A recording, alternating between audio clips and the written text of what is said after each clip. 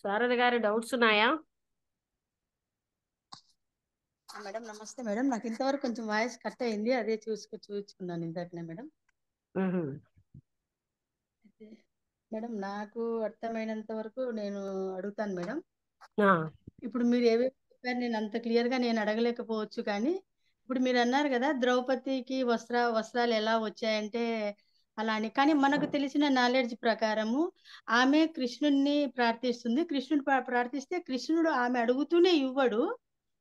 ఆమె ఆమె ప్రారంభ కర్మ చూస్తాడు. అంటే ఆమె ముందు ఏదైనా సహాయం చేసిందా లేదా అని ఆలోచిస్తే అప్పుడు ఎప్పుడో ఒక ఆయనకు ఆమె ఏదో గాయం తగిలితే చీర విప్పి కట్టు కడుతుంది.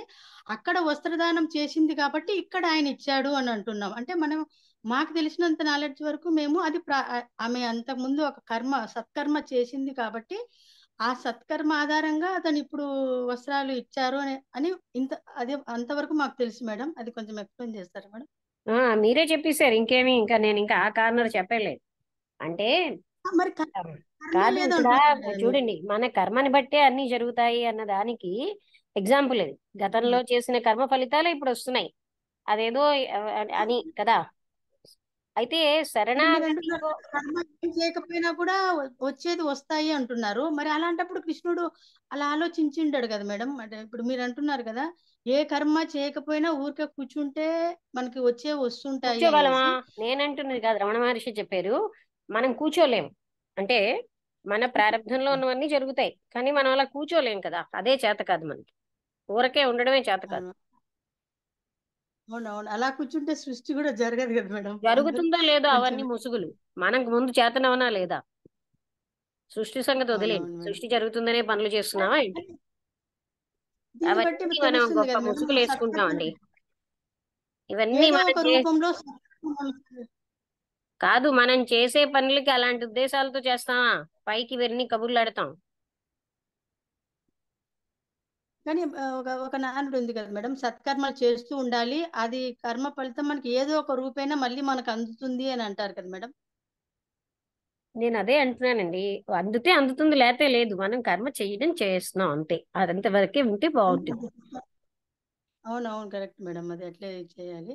ఇప్పుడు మీరు ఇంకొక డౌట్ మేడం నాకు. ఇప్పుడు మీరు సర్వస్వ శరణాగతి అన్నారు కదా, ఈ గజేంద్ర మోక్షంలో కానీ ఇక్కడ ద్రౌపది కానీ ఒక భగవాన్కి సర్వస్వ శరణాగతి అంటే ఇక్కడ ద్రౌపది ఏమో కృష్ణుడిని వేడింది, అక్కడ గజేంద్రుడేమో విష్ణువుడు కొన్నాడు. అక్కడ డిఫరెన్షియేషన్ మనకు తెలుస్తుంది మేడం. భగవాన్ అంతా ఇది అన్నప్పుడు డిఫరెన్షియేషన్ మనకు తెలుస్తుంది కదా మేడం. అది ఏమో డిఫరెంట్. ఇప్పుడు మనం కూర్చోవాలన్నప్పుడు ఏ భగవంతుణ్ణి ఊహించుకోకూడదు, ఏమీ ఊహించుకోకూడదు అని అంటున్నాము.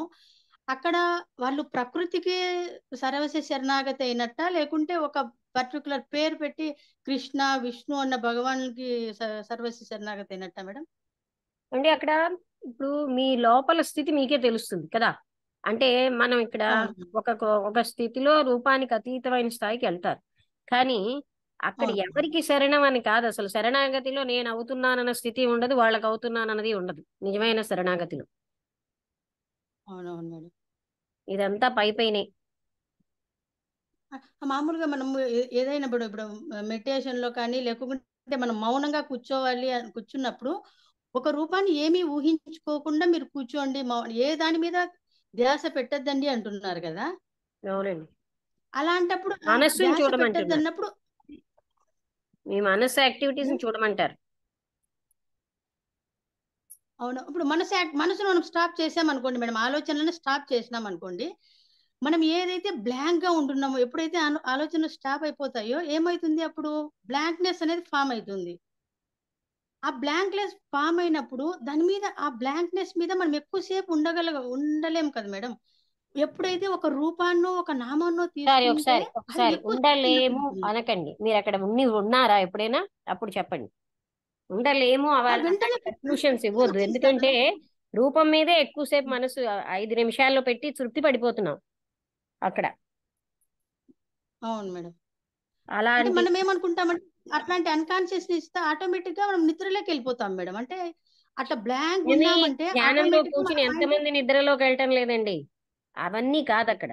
వాళ్ళకి మైండ్ అటెంటివ్ గా ఉంటే ఎప్పుడు బాగానే ఉంటారు దేని మీదైనా. అయినాను అలాంటి కాన్సన్ట్రేషన్ ఒకదాని మీదే పెట్టి మిగతా అన్నిటినీ తీసేయడం కూడా, దాని వల్ల కూడా ఆత్మస్థితికి ఎప్పుడు చేరలేం. మేడం అలా ప్రయత్నిస్తే అదే అవుతుంది మేడం. అంటే ఏమంటారు, అలా ప్రయత్నించినప్పుడు ఆటోమేటిక్ గా మనం అన్కాన్షియస్ మైండ్ అయిపోయి ఈజీగా నిద్రలోకి జారిపోతున్నాం. ఉమ్. అలాంటప్పుడు అది ఏది కరెక్ట్ మేడం? నిద్రలోకి జారిపోతున్నాము అంటే మనము ఏమీ లేని స్థితే ఎప్పుడు కదా. నిద్రలోకి ఇక్కడైనా జారేవాళ్ళు, ఒకసారి శారద గారు, రూపం మీద పెట్టినా గుణం మీద పెట్టినా నిద్రలోకి జారేవారు ఎప్పుడు జారుతుంది ఆ మనసు, అంతే కదండి. అక్కడ దాని లేదు, వల్ల అవ్వట్లేదు, కొంచెం ఆ ప్రయత్నం మనస్సుకి చేస్తున్నాను. అది అలవాటైపోయింది అంతే. అవునవును మేడం. మరి ఇప్పుడు అలాగే ఎలా జారిపోతే చేయడం ఈనాడు కరెక్ట్ అంటారు? ఆత్మస్థితిని చేరుకున్న వాళ్ళు ఉండరు కదండి. ఆ శూన్యం మీదే అవును. మనస్సును పెట్టి ఉన్నవాళ్ళు లేకపోతే అందరూ మీలాగే అవును. సమాధానం చెప్తారు కదా. అవునవును. కానీ అది ఎలా అంటే కుదుర్చుకోవాలి మనకి అనేది అది చేతకానంత తెలియట్లేదు మేడం. మాత్రంలో అది అవ్వదని అనకూడదు కదండి. అవును. అంటే అది ఎలా సాధ్యం అంటే ఏదైనా గానీ ప్రాక్టీస్ చేసే సాధ్యం, అది ఎలా అది అనేది ప్రాక్టీస్ కుదరట్లేదు కాదు. మేడం. అది ఎలా మీరు ఇక్కడ చేస్తే కుదురుతుంది? కృష్ణమూర్తి గారు ఏమంటారంటే, నువ్వు ప్రాక్టీస్ కాదు, అది రోజు చేస్తే అంటే హ్మ్. రోజు ఒకలా ఉంటామేంటి, ఏ క్షణానికి ఆ క్షణమే మనం మారిపోతాం. అందుకని మనం అది అంటే అటెన్షన్ తో చూస్తూ ఉంటే అంతే. అదే అలా అనే దానికంటే దానికి సమాధానం ఎవరిలోంచి వాళ్ళకే వస్తుంది. అంతే, అది అంతవరకే చెప్తారు ఎవరైనా సరే, చూడమని కదా, చూడడం అన్నది రావాలి. అవును మేడం. చూడటం తెలుసు కానీ అలా ఏమంటారా మేడం? అంటే ఈ శూన్యంలో మనసుకి ఏదో ఒకటి ఉన్నామంటే. కావాలండి. ఓ రూపము, ఒక ఇదో అవును. దానికి ఆహారంగా, అలాంటివి అది అందులో ఎంగేజ్ అయిపోతుంది. అవును మేడం. Thank you madam. మనస్సు రేంజ్ లో చేసేది ఏది అర్థమైంది. కూడా అంతవరకు వెళ్ళదు. అవునవును మేడం. అంటే వెళ్తుందని అది మనం అదే భావిస్తాం. అది అది ఏదో అనేది అది ఇంకా పట్టుకోలేకపోతున్నాను మేడం. అది చూడాలి. ఇప్పుడు కాదు, మీరు ఇక్కడ అన్నట్టు ప్రాక్టీస్ చేస్తే పట్టుకోలేకపోతున్నాం నాకు అంటే, కుదురుతుంది. శారద గారు, మనస్సు ఇక్కడ పనిచేస్తున్నంత సేపు ఆత్మస్థితికి దూరంగానే ఉంటాం. ఈ మనస్సు ఫలితాలు ఆశిస్తుంది, మనస్సు తృప్తి పడిపోతుంది. అంతే, తృప్తి పడేది ఎవరు? ఇప్పుడు మనసు అంటే ఆలోచనలే కదా మేడం. ఆలోచనలు స్టాప్ అయినప్పుడు కూడా అది జరగట్లేదు మేడం. అది ఎక్కడ ఎందుకు స్టాప్ అంటే అవుతున్నాయి మీరు అది జరుగుతూ ఉంటే. చూడండి. ఇలా ఒక సెకండ్ స్టాప్ అయి జరగట్లేదన్న ఆలోచన అతనిలాగే చెప్తున్నారు కదా. ఆ, ఎందుకు కరెక్టే మేడం. జరుగుతుందండి? అంటే మనం జరగదు. అలా స్టాప్ అయి ఉంచడం అలవాటు అవ్వాలి మీకు. అంటే అది మామూలు స్థితి అయిపోవాలి, సహజ స్థితి. అది అది ఏది అనేది ఎగ్జాక్ట్ గా క్యాచ్ చేయలేకపోతున్నాను మేడం. చూడాలి అది ఏంటి అనేది ఇంకా. అంటే మనకి మనస్సుకి ఎలా అంటేనండి, ఫలితం వెంటనే వచ్చేయాలి, వాళ్ళు ఊహించిన ఫలితం. అవును. అలా అంటే ఇప్పుడు అదే కదా ఇందాక రమణ మహర్షి గారు చెప్పారు. అవును అవును మేడం. కరెక్ట్. మేట అంటే నేను నొక్కినట్టు అనేది అది ఫలితాలు. ముందు ముందు మాలాగా పూజా స్థితిలో ఉన్న వాళ్ళకు ఇవన్నీ కరెక్ట్ మేడం. ఇప్పుడు ఏవి మీరు కరెక్ట్ కొంచెం ముందుకు కాదండి, వాళ్ళకి కూడా అక్కడ మనసే పనిచేస్తుంది. ఇక్కడ కొంచెం మీరు ముందుకు తీసుకెళ్తున్నారు కాబట్టి మమ్మల్ని ఈ డౌట్స్ వస్తున్నాయి మేడం. ఇంతవరకు నాకు ఆ డౌట్స్ అసలు కాదండి, విషయమే ఇప్పుడు తెలియదు. మనస్సే విషయం కదా అక్కడ కూడా పనిచేస్తోంది. అవును మేడం. మనం కానీ అక్కడ మనసు ఆలోచనలను స్టాప్ చేసినప్పుడు కూడా అది జరగట్లేదు మేడం. అది అదే అర్థం జరుగుతుందో కావడం లేదో నాకు మీరు చేసి మనసు. చూడండి. అక్కడిది అది మనస్సుతో ఇప్పుడు నిలబడితే ఊహించలేరు కదా. మేడం. మనస్సు అవునవును స్టాప్ కొద్ది చేస్తే ఉన్న స్థితిని మనస్సు పట్టుకోలేదు. ఇప్పుడు అడుగుతున్నది ఎవరు? మీ మనస్సు అడుగుతోంది. అవును అవును. కానీ అది మీరు వెంటనే ఇంకా అది మనస్సు నిద్రలోకి వినండి, ఇక్కడికి జారిపోతుంది. మనస్సుకు అతీతమైంది మనసుతో ఎలా పట్టుకోగలరు? దాంతో అవునవును. పోల్చి అంటే ఇలా మనసు ఉంటుందని ఎలా వచ్చినప్పుడు చెప్పగలం? అది మనస్సుని ఆపడమే కదా, నిశ్చలం చేయడం. నిశ్చలం అయినప్పుడే, దానికి ఎప్పుడైతే అది పనికి రావట్లేదని తెలుస్తుందో అది నిశ్చలం అవుతుంది. ఆ నిశ్చలం అనేది నాకు జరిగే ఎక్స్పీరియన్స్, నిద్రలోకి జారిపోతున్నాను మేడం నేను. నాకు తెలియకోకుండా అంటే మళ్ళీ ఇంతకాలం కుదిరింది మనసుకు నేను. ఫలితాలు ఏవేవో ఇలాంటి ఉత్సవాలు ఈ ప్రక్రియలు అలవాటు చేసిన మనస్సు అవేవి లేకుండా ఉండడానికి అలవాటు అవ్వలేదు, అంతే తేడా. ఎంతసేపున్నా మేము ఒక భగవంతుణ్ణి మనసులో ధ్యానం పెట్టుకొని నామజపం అనేది ఇంతవరకు ప్రాక్టీస్ భగవంతుడు చేస్తూ వచ్చాం. మనస్సుకి అందడు. అలా ఊహించుకొని వచ్చాము కాబట్టి ఇది కొంచెం ఇది అవుతుంది మేడం. కాదండి, అంటే మీరు అక్కడ రాంగ్ రూట్కి వెళ్ళారు. భగవంతుడి మనస్సుకు అందుతాడా? తెలియదు మేడం. తెలియక ఎప్పుడు ఇప్పుడు అందడు. ఇంతవరకు అదే చేశారు మేము. అసలైన ఉమ్. అవాంగ్ మానస గోచరం, మనస్సుకు అగోచరుడు ఆయన. మనస్సుకు అందడు. ఇప్పుడు రమణ మహర్షి చెప్పారు, కృష్ణమూర్తి గారు చెప్తున్నారు, మనస్సుకు అందంది మనస్సుతో పట్టుకుంటున్నాం. అవునవును మేడం. నేను పట్టుకున్నాను కనుక అది రైట్ అన్న అహంకారం మనకు ఉంటుంది. అంటే మనకి ఎంతసేపు ఈ చరిత్రలో అన్ని మనం చదవడం వల్ల ఇప్పుడు కృష్ణుడు వచ్చి ద్రౌపదికి సాయం చేశాడు, విష్ణుమూర్తి వచ్చి గజేంద్రుడికి చేసి అవన్నీ మైండ్ లో ఉండడం వల్ల ఆ భగవంతుడే అన్న ఫీలింగ్ ఉంది మేడం. అదంతా రైటే, కానీ మనం ఎక్కడ మనస్సుతోటే పట్టుకుంటున్నాం. ఆ విష్ణుమూర్తిని గాని ఆ కృష్ణుని గాని. వాళ్ళేమో మనస్సు వదిలేశారు, మనమేమో మనస్సు వదలట్లే.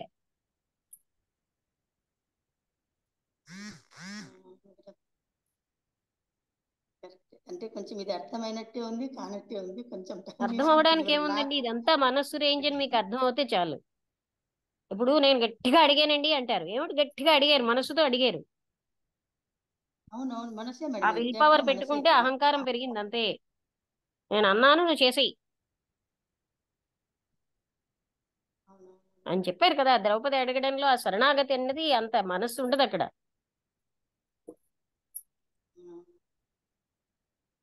ఇంకా సహాయం అంటే మనసే కదా మేడం సహాయం అడిగేది, ఇంకా వేరే ఇది అడగదు కదా మేడం. ఆ అక్కడ ఫైనల్ సర్వస్వ గా అక్కడ శరణాగతి వాళ్ళు అంటే లేని మనసే కదా. స్థితికి వెళ్ళిపోతారు. అప్పుడే వస్తుంది కదా, తానుగా మనస్సుగా అడిగిన టైంలో ఏది జరగదండి. అవునవును మేడం. ఎందుకంటే భగవంతుడి నిర్వచనమే మనస్సుకి అగోచరుడు, మనస్సుతో ఆయన్ని పట్టుకోలేము. అవునవును.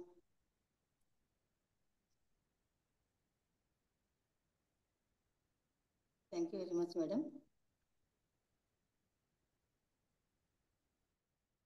ఇంకెవరైనా? అర్థమైందా శారద గారు మీకు? ఆ, అది చెప్తున్నా కదా మేడం, అర్థమైనట్టే ఉంది, కానట్టే ఉంది మేడం, ఆహా, కొంచెం ఆలోచిస్తాను. ఒప్పుకోలేకపోతున్నారు. అర్థం అయింది. ఆ, అదేంటది అలా మనసుతో పట్టుకోబడ్డా అంటే మనం ఒప్పుకోవడానికి కష్టం. ఇప్పుడు ఇంతకు ముందు త్రిపుర రహస్యంలో పూజల వల్ల భగవంతుడు దొరకడు అని నేను దత్తాత్రేయ స్వామి చెప్తే అందరూ విలవిల్లాడిపోయారు. నేను చేస్తున్నాం కదా పూజలు, ఉఠినే అయితే ఎందుకు పూజలు ఎందుకు పెట్టారు, ఇలా మొదలెట్టారు. కానీ తర్వాత తర్వాత అందరికీ ఆ విషయం అర్థమైంది. అదే నేను ఇప్పుడు మీరు నేను ఆ అబ్జర్వ్ స్థితిలో చేశాను ఉన్నారు. మేడం. లేదు లేదు మేడం, మీరు చెప్పింది నాకు వెంటనే ఒక్కోసారి అర్థం కాదు, కానీ అది నాకు కొంచెం మెల్లిగా ప్రాక్టీస్ లో అర్థం అవుతుంది. ఇది కూడా అలానే జరుగుతుంది అని అదే అనుకుంటున్నాను అదే చూద్దాం మేడం. మొదట్లో ఇప్పుడు మీరు మొదలే కదా, వాళ్ళందరూ ఇలా అవును. విలవిల్లాడిపోయారు. అంటే నేను మీకు కొంచెం ఆ చెప్పాను కదా మేడం, పూజలకు భగవద్ అందడు గురించి భగవంతుడు అంటే పూజలన్నీ కూడా స్వార్థ కర్మలే ఇవన్నీ చెప్తే అందరూ విలువలాడిపోయారు. కానీ తర్వాత అందులో ఉన్నది తెలిసి ఆ అది ఇప్పుడు అందరూ మామూలుగా అయ్యారు. అవునవును మేడం, అదే నేను చెప్పాను కదా మేడం, మీరు చెప్పింది నాకు కొంచెం తొందరగా అర్థం కాదు, కానీ నిదానంగా ప్రాక్టీస్ అది ఆలోచించి అది నాకు అనుభవంలో అర్థం అవుతోంది మేడం. ఉమ్. కాబట్టి ఇది కూడా అంత తొందరగా అర్థం కాకపోయినా నిదానంగా అర్థం అవుతుందని అనుకుంటున్నాను. అంటే అర్థమైనట్టే ఉంది అనిపిస్తోంది మనకి.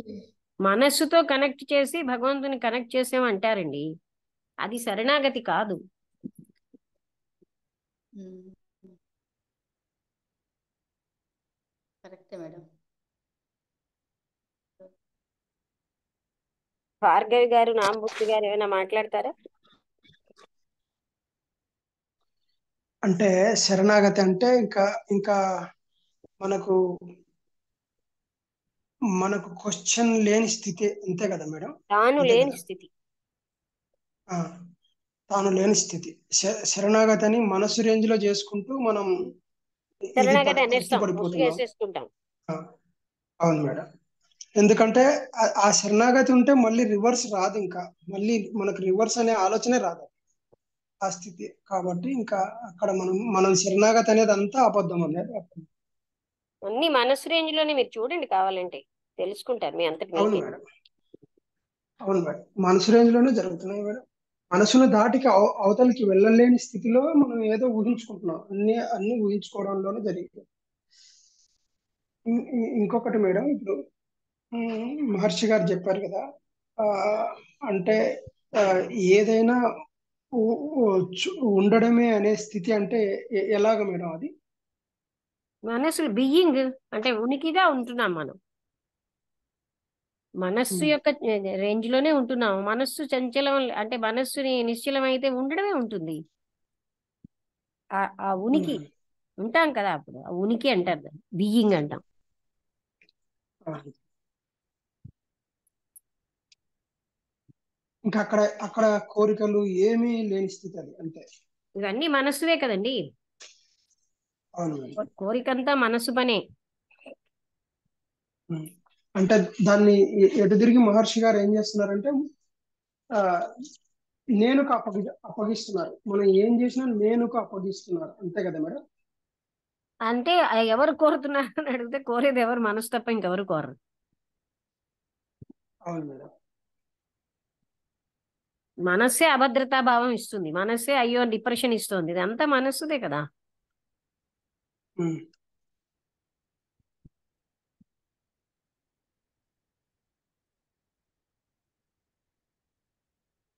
అంటే మనం మనసు రేంజ్ లో ఉండడం వల్ల అది కాకుండా ఉన్నది మనసుతో పట్టుకోబడదు కదా. ఎన్నోసార్లు మీరు అడిగేవారు కదా. అవును మేడం. నేను నేను అనే అడగడం నాకు అలవాటు అయిపోయింది దాని గురించి అని. దాంట్లోనే మనం నిరంతరం ఉంటాం. ఉమ్, అది గ్రహించటం లేదు మనం కదా. అవును మేడం. అది నచ్చదు మనసుకి, తాను లేని స్థితి.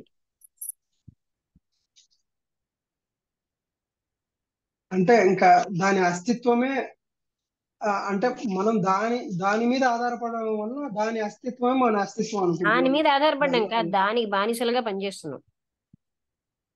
అదేం ఆ, చెప్తే అది వింటాం. అవును మేడం.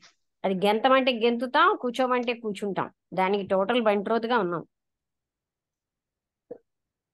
అదే దాని వల్లనే ఏంటంటే, ఇప్పుడు మీరు చెప్తే కూడా అంగీకరించలేని పరిస్థితి ఏంటంటే దాని అహమే. దాంతోటి తాదాత్మ్యం అయిపోయామండి, నేను మనసుని అని. ఆ,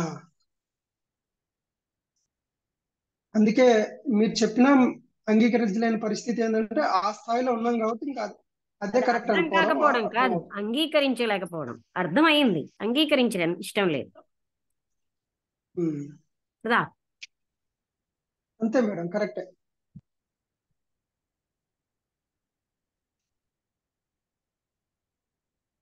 అంటే అసలు ప్రాబ్లం అక్కడ వచ్చిందండి. నేను అనుకున్నాను అది రైట్ అన్న అహం, దాన్ని కూడా ఒక అహమే అంటాం. అది పనిచేస్తుంది అక్కడ. మనకు అవును అహం మేడం. లేదనుకుంటాం కానీ అది అహమే. నేను అనుకున్న ఆలోచన, అవునా కదా.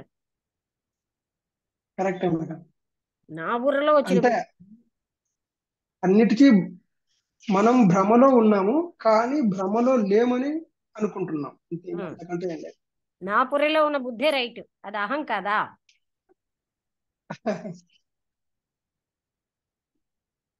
నాకు అనిపించిందే రైట్ పూర్తి. అంటే అది అహం అవును, కదా. పూర్తి ఇంకా అవును పైగా మేడం. మనుషుల్ని బ్లఫ్ చేయడానికి అంటారు. అమ్మవారు చెప్పింది ఇవన్నీ. బాబా చెప్పారు ఈ మాటలు ఎందుకు చెప్పండి. దాన్ని తాను బ్లఫ్ చేసుకుంటూ అందరినీ బ్లఫ్ చేయడం. ఒక ఆవిడ ఉండేవారు, లక్ష్మి గారు. బాబా చెప్పారు, బాబా చెప్పారు అనేవారు. అదేమిటి బాబా వీళ్ళే అంటే ఆ ఇల్లు ఎవరో పరాయి వాళ్ళు ఇల్లు సొంతం చేసేసుకోమని చెప్తాడా? అలా ఎందుకు అవి వాళ్ళకి వచ్చిన బుద్ధుల్ని, ఆ అత్యాస, లోభం అన్ని భగవంతుడికి ఆపాదించేస్తారు. అక్కడికి ఏంటంటే ఇతరుల్ని భయపించడం.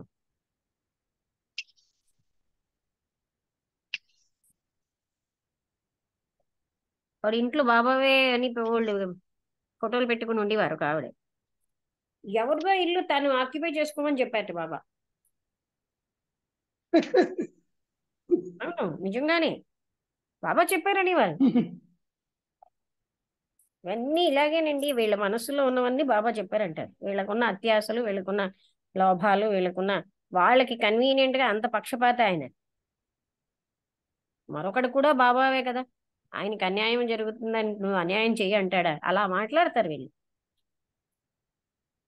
మధ్యలో బాబాని ఎందుకు తేవడం అని అనుకునేదాన్ని.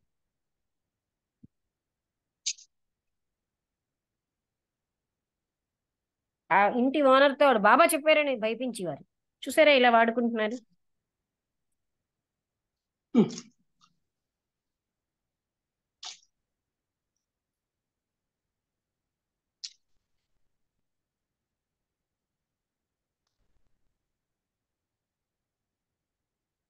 భార్గవి గారు మీరేమైనా మాట్లాడతారా?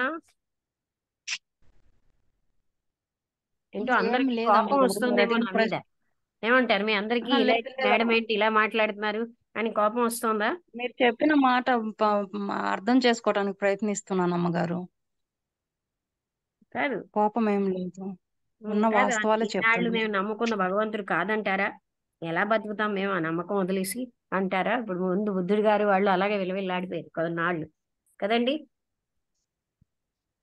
ఆ 100% పరమాత్మ తత్వం 100% మేడం. భగవంతుడు కాదా? ఆ పరమాత్మ తత్వం లేకపోతే ఏ దేవత పనిచేయదు.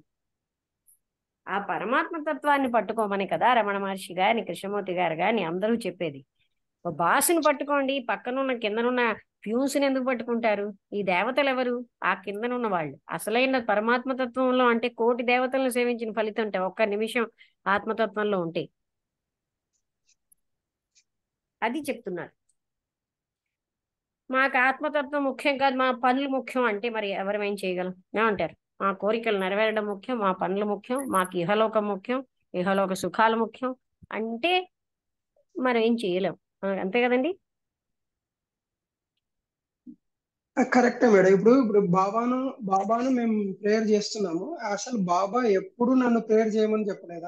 ఆయన చెప్పింది ఏంటంటే ఆ, ఆ, అల్లా అచ్చా కరేగా, అంటే భగవంతుడు సర్వాధికారి ఆయనదే.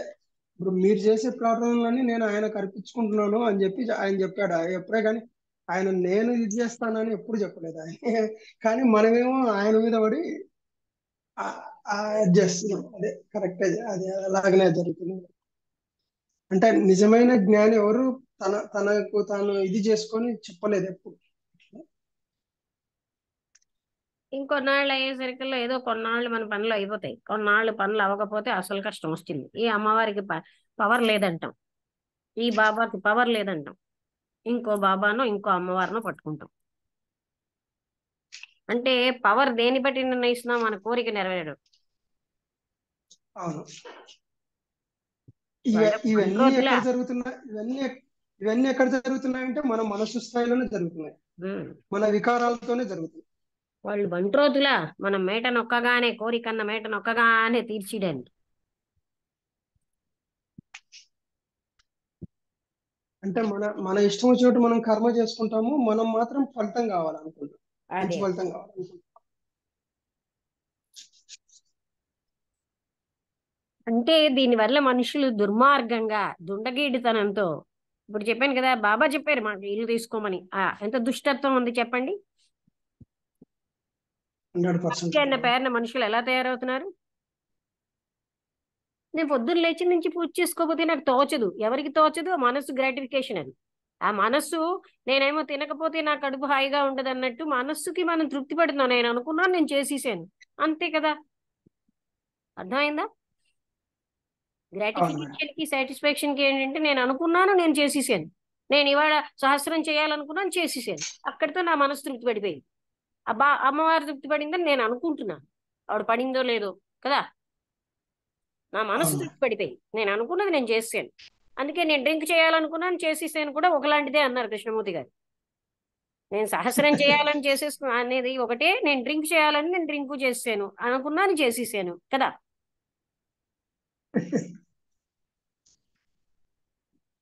నేను అవి అనుకున్నది నేను అవి చేసేసుకున్నాను, అది అది తృప్తి. నేను ఇవాళ పొద్దున లేచి విగ్రహాలన్నీ కడగాలనుకున్నాను, కడిగేసాను. ఏం ఇల్లు కడిగాం లేకపోతే కాలు కడిగిన వాడు విగ్రహాలు కడిగిన వాడికి ఏమిటి తేడా? వాడే ఇంకా పెద్ద సేవ చేస్తున్నాడు.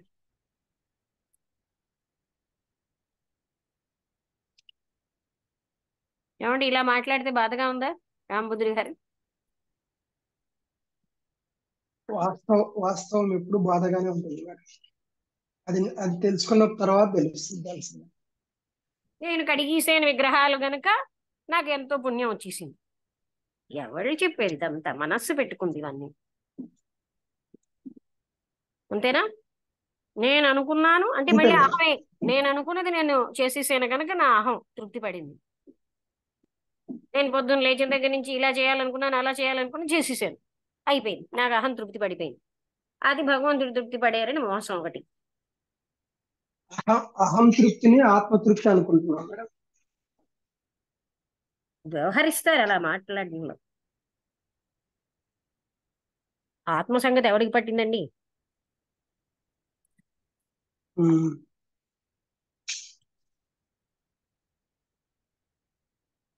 అన్ని పనులు ఇలాగ మన సెల్ఫ్ గ్రాటిఫికేషన్ కోసమే చేస్తాం. మనం అనుకున్నాం ఇవాళ నేను పొద్దున్న లేచి ఇంకో పుస్తకాలు సర్దాలనుకున్నాను, సర్దీసేది అలాగనమాట. ఇంత చేస్తే వీళ్ళు చేస్తుంది విగ్రహాలు సర్దడం, విగ్రహాలు కడగడం అదో పెద్ద విషయం అండి. అక్కడ కూర్చునేమో పువ్వులు విసరడం, ఓ 1000 సార్లు నామం చేసేయడం, తృప్తి పడిపోవడం. ఆ 1000 సార్లు కోకా కోలా అన్నా ఒకటే, నామజపం అన్నా ఒకటే అన్నారు కృష్ణమూర్తి గారు. ఏమంటారు?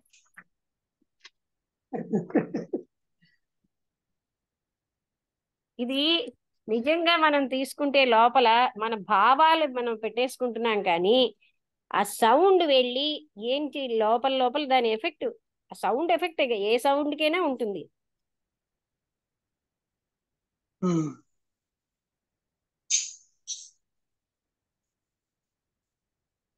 ఇదంతానండి అంటే మూలానికి వెళ్తే మనస్ చెప్పండి. మేడం చెప్పండి. మూలానికి వెళ్తే మనకి ఇవన్నీ అర్థం అవుతాయి. మూలానికి వెళ్ళం మనం, పై పైనే చేసుకుని వెళ్ళిపోతూ ఉంటాం, పై పైనే జీవిస్తాం. సర్ఫేస్ లెవెల్లో జీవించడం బట్టి ఇలాంటి పెట్టి యాక్టివిటీసే సర్వస్వం అనేసుకుంటాం. ఇలాంటి స్వల్పమైన పనులన్నీ గొప్ప పనులని భావిస్తున్నాం.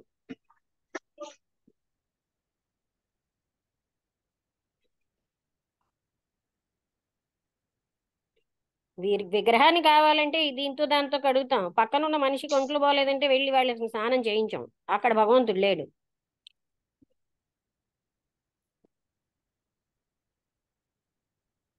వాళ్ళు పరాయి వాళ్ళు, పరాయి వాడు అన్నవాడు భగవంతుడు ఉంటాడా? ఏమంటారు? అవునా కదా చెప్పండి. వాస్తవం మేడం.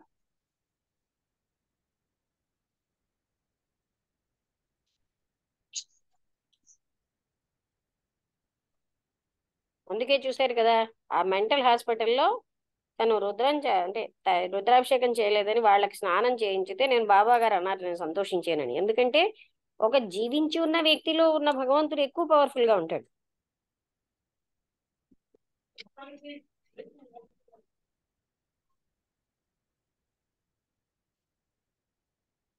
అన్ని కఠోరంగా ఉన్నాయి, ఇంకా క్లాస్ ఆపేద్దాం అంటారా? తెలుసుకోవాల్సిన విషయాలు తెలుసుకోవడానికి ఇంకా క్లాస్ ఆపేయడం కాదు మేడం. ఏది తెలుసుకోవాలన్నా అవి తెలుసుకోవడానికి ఇంకా ఇంకా ఉన్నాయి కదా మేడం. అంటే నిజాలు నిప్పులాగా ఉంటాయి కదా, అవన్నీ తెలుసుకోవాలి. దాని గురించి కనీసం యోచన చేస్తే మనకు నిజమేందనే తెలుస్తుంది. అది కదా.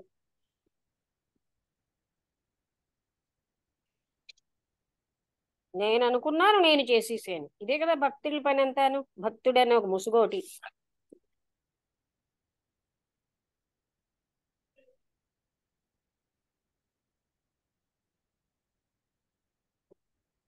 ఈ ముసుగుల్లోనే మనం జీవించేసి మన జీవితం అయిపోతుంది, మరో జన్మెత్తుతాం, మళ్ళీ ముసుగులు వేసుకుంటాం, పునరపి జననం పునరపి మరణం, ఈ బంధిస్తూ ఉంటాయి కర్మలు. ఇదే మన పని. ఇంకా భగవంతుడు అన్న ముసుగు. అప్పటికి కానీ మనకి తృప్తి రాదు. భగవంతుడు ఇలా చేస్తాడు. ఆయనకి ఏం పట్టింది? ఆ పరమాత్మ తత్వంలో ఒక సునామీ వచ్చినా, ఒక 1,000,000 మంది చనిపోయినా అక్కడ ఏమీ ఎఫెక్ట్ ఉండదుట.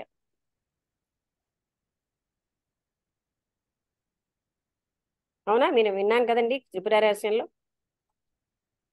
ఆ నిన్ననే భగవతత్వానికి. చదివాను మేడం. ఈ కాదు, వివేకానందుని సూక్తి. కోటి వివేకానంద కోటి సూక్తి. కోటి కోటి జగత్తులు నిరంతరం ఉద్భవిస్తూ లయమైపోతూ ఉంటాయిట ఆ అనంతత్వంలో. అందులో ఏ అవును మేడం. ఒక్కరికో కాలుకి ఏదో ఇదయిందని ఆహా భగవంతుడా అంటే ఆయన వచ్చేయాల. ఆ భగవతత్వానికి పడుతుందా ఇవన్నీ?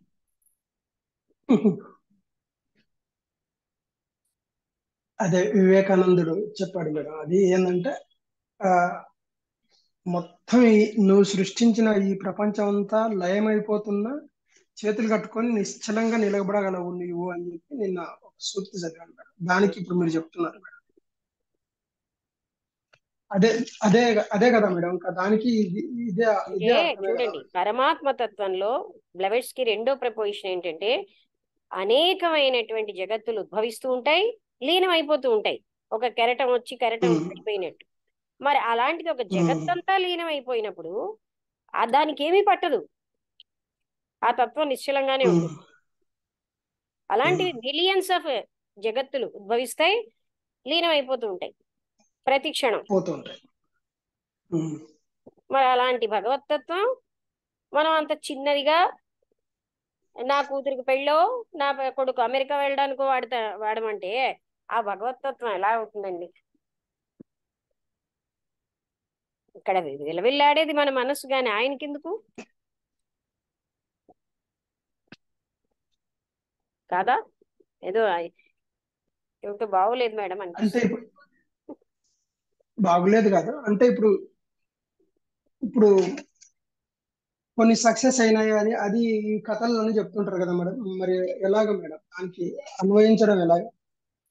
క- అది కర్మలో భాగమేనంటారు. అంతే. ఇది యోగ వాసిష్టం మీరు మొదట్లో చదివారో విన్నారో లేదో, పురుష ప్రయత్నం ఒక్కటే ఉమ్, ఉంది. దైవతత్వం, దైవం అన్న ఉమ్, దానికి అనేస్తారు మాటలు, విధి అని. విధి లేదు, దైవం లేదు, పురుష ప్రయత్నం వల్లే పనులు జరుగుతున్నాయి. గతంలో చేసిన ఫలితాలు ఉమ్. ఇప్పుడు వస్తున్నాయి, ఇప్పుడు చేస్తే నెక్స్ట్ వస్తాయి, అంతే. అది ఒక అంటే నియమం, అది లా.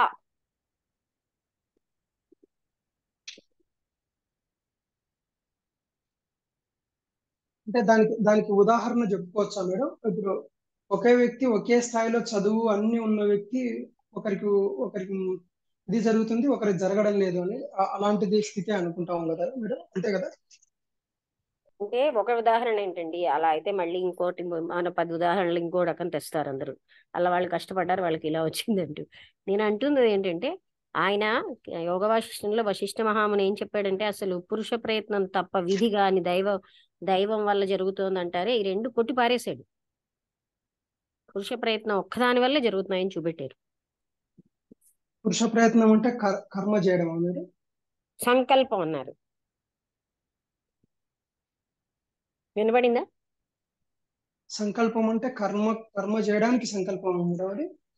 అంటే పురుష ప్రయత్నం అంటే ఏమిటని రాములు వారు అడిగారు.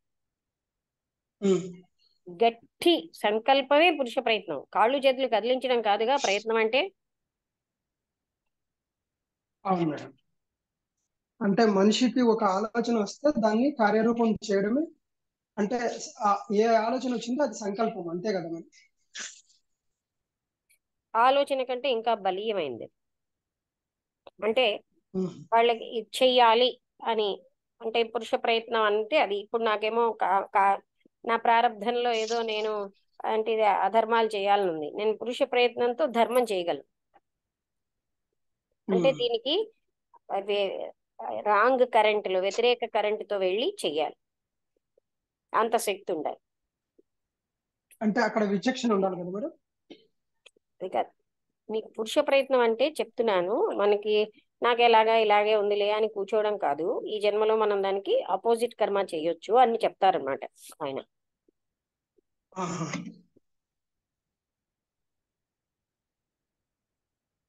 సెక్షన్ ఎలాగా ప్రయత్నంతో అంటే ఇవన్నీ ప్రయత్నంతో చేయాలి సత్కర్మలు అని అక్కడ, అంటే ఇక్కడ ఎక్కడికక్కడే మనం అది అర్థం చేసుకోవాలి. అలా అని మళ్ళీ రమణ మహర్షి ఏమన్నారు, కర్మకి అంటే అది కొంచెం హయ్యెస్ట్ స్టేజ్కి వస్తుంటే అర్థమవుతుంది, కర్మకి ఫలితమే లేదు, ఫలితం ఇచ్చే శక్తే లేదు, దైవత్వానికే ఉంది అని. అంటే ఏ కర్మ చేస్తే ఆ ఫలితం వచ్చేస్తుందని మనం ఆశించడానికి లేదు, చేయడం వరకే మన పని. అది కానీ నిజంగా ఆచరిస్తే అది కూడా బీపీ అది అది షుగర్లు రావు. అది అది అది కూడా అది కూడా సత్కర్మకే ప్రయత్నం చేయాలి. అలా లేదండి, మీరు సత్కర్మ దుష్కర్మ అన్నది ఇంక విడదీయకండి. ఏది దుష్కర్మ ఇంకా గట్టిగా అడిగితే? ఉమ్. మరి కృష్ణుడు శిశుపాలుణ్ణి చంపేశాడు, కంసుణ్ణి చంపేశాడు, ఇవన్నీ దుష్కర్మలే. అంటే అక్కడ దుష్టులను చంపారు కదా మీరు? అదేంలేండి, అంటే మీరు చంపడం దుష్కర్మ అంటే మరి అక్కడ దుష్కర్మలు అవలే కదా. ఇంటెన్షనే కర్మ. కర్మ వెనకాల ఎలాంటి ఉద్దేశ్యంతో ఉన్నాం అదే కర్మ. Correct correct. ఒక దగ్గర సత్కర్మ, ఇంకో దగ్గర దుష్కర్మ అవుతుంది. Intention correct correct madam. దానికి ఒక ఉదాహరణ చెప్పారు మేడం. అది కాదు, అక్షణ ఉదాహరణ ఆపండి. ఒకటి ఇంటెన్షన్ అంటే ఇక్కడ కృష్ణుడు చంపేయడాన్ని వీళ్ళు చంపారు అనుకోండి, అది దుష్కర్మ అవుతుంది. అంటే కర్మ కాదు అక్కడ, కర్మ వెనకాల ఏంటి అనే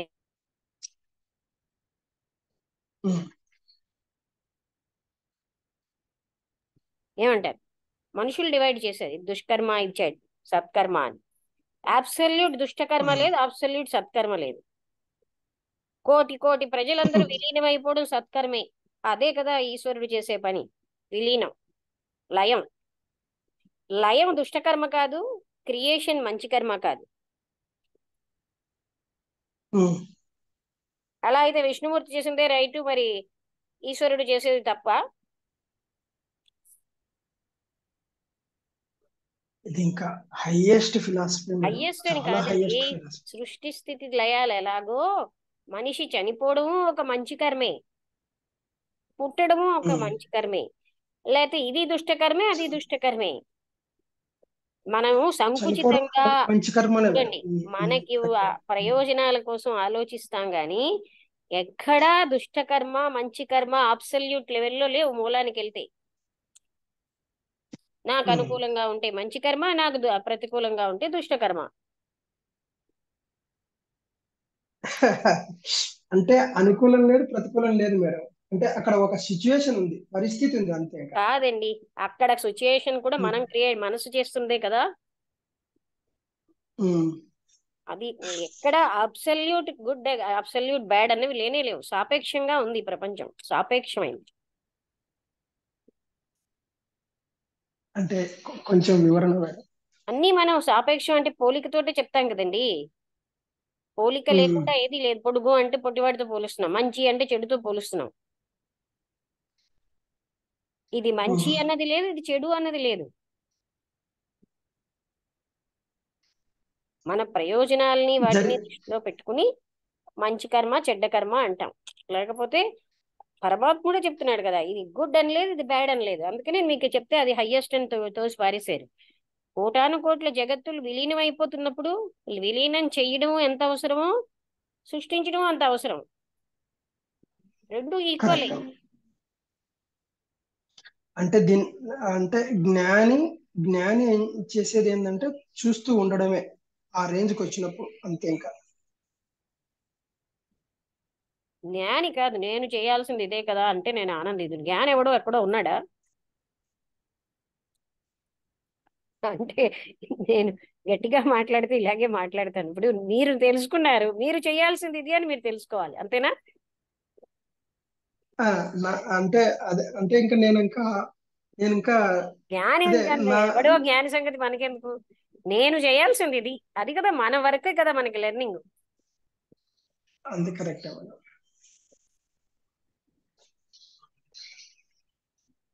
మనం జ్ఞానులం కామా? అంతే మేడం. ఈ తత్వాన్ని ఇంత వివరంగా ఎవరు వివరించగలరు మేడం? ఇది ఎక్కడ? అలా అనకండి, మూలానికి వెళ్తే అన్నీ అర్థం అవుతాయి. అంటే ఇది యాక్చువల్ గా ఒక సంక్లిష్టమైన స్థితిని ఇంత వివరంగా, అంటే ఒక మామూలు మాలాంటి వాళ్ళకి కూడా వివరణ అంటూ ఒక అంటే అర్థం అయ్యే స్థితి అంటే అది అంత ఈజీ కాదు. అది మీరు వివరిస్తున్నట్టు మాకు చాలా ఆనందంగా. ఏది మంచి లేదు, ఏది చెడు లేదండి. మన స్వప్రయోజనంతో చూస్తాం అన్ని. మరొకరి మనకున్న శత్రువు చనిపోయాడంటే ఒక మంచి, మనకి మంచి. మన ఆత్మీయులు చనిపోయారంటే చెడు. ఇలాగా మనం అన్ని కూడా సంకుచితంగా ఉన్నాం. అది నేను చూపిస్తున్నాను. అబ్సల్యూట్ గుడ్ అంటే పరమమైన మంచి అన్నది లేదు, పరమమైన చెడు లేదు. ఈ రోజు నేను